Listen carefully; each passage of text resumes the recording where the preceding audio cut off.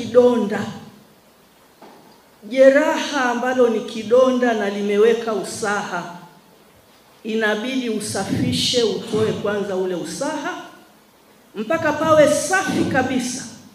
Tena ikiwezekana patoke damu kidogo, ndio upasiribe kwa dawa.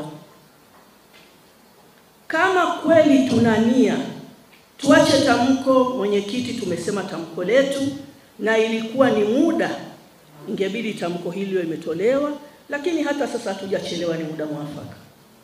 Lakini bila kusafisha kidonda, tukasema tunaweka dawa juu ya usaha, hatutakuwa tumeponya nchi.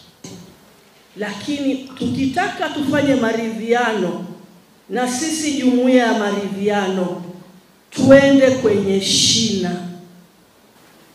Kuna watu ambao wana malalamiko yao.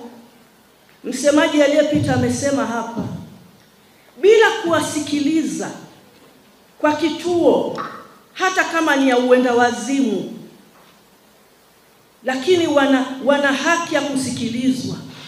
Tukawasikiliza na sisi wakatusikiliza, hapo tunaweza tukapata mwafaka mzuri tu. Mimi nimezika watoto wawili niliowazaa mwenyewe, sio kwa ajili ya maandamano yaliyofanyika, la hasha. Najua uchungu wa mzazi kuzika mtoto. Tunataka sisi wazazi tuzikwe na watoto wetu. Sasa hiki kidonda kinatunga usaha, tukikwangue kwa vijana na hawa wazazi waliopoteza watu wao. Tuweze kujua watu wana uchungu wao sana. Je, tunasema tutibu, tunasema tuwe na siku 3 za maombi, sawa, Mwenyezi Mungu anayapokea, lakini pia ametupa akili na utashi. Zaidi ya yale maombi ya Mwenyezi Mungu, maombi yetu kwa sisi wenyewe ni yapi? Sio mtu aongee aseme alafu kesho, yani saa 8 za usiku anatekwa, alafu mimi mzazi nisiulize mwanangu yuko wapi. Mwenyekiti, samahani kwa hilo, nitauliza.